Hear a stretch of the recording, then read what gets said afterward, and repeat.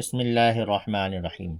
اب یہاں سے تنوین اور نون ساکن کے قواعد شروع ہو گئے، اور یہاں پہ تختی نمبر 9 اظہار، یہ جو نورانی قاعدے کی تختی نمبر 9 ہے۔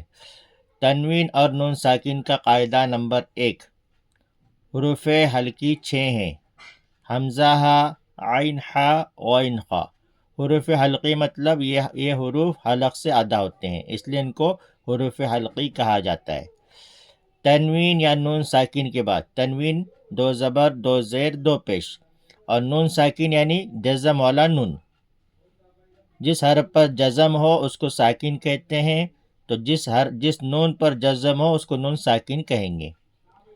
تنوین یا نون ساکن کے بعد حروف حلقی یعنی یہ 6 حروف حمزہ ہا، عین ہا، غین خا۔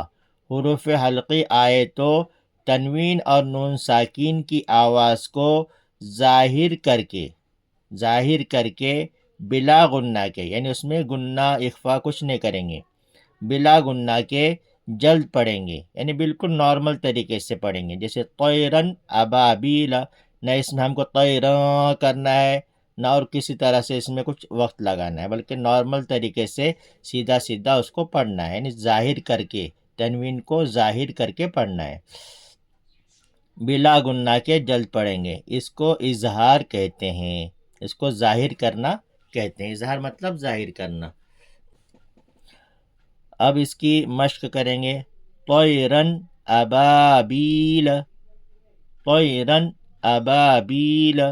اب ہم جو ہے یہاں اس کو ہجے سے نہیں پڑھیں گے، اس لیے کہ ہر جگہ پر ہجے سے پڑھنے میں وقت زیادہ لگتا ہے۔ اب ہم پیچھے بہت سارے سبق ہجے سے پڑھ چکے ہیں، اس سے ہم کو یہ بات سمجھ میں آ گئی، اور باقی لوگوں کو بھی سمجھ میں آ گئی ہوگی کہ ہجے کس طرح سے کیے جاتے ہیں۔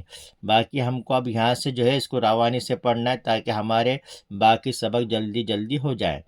اور ہم کو روانی سے پڑھنے کی مشق بھی بہت ضروری ہے، اس لیے کہ جب ہم قرآن شریف شروع کریں گے، قرآن شریف میں سے پڑھنا شروع کریں گے، وہاں تو ہم کو روانی سے ہی پڑھنا ہے، وہاں ہجر کرنا نہیں ہے، اس لیے روانی کی مشق بھی بہت ہی ضروری ہے۔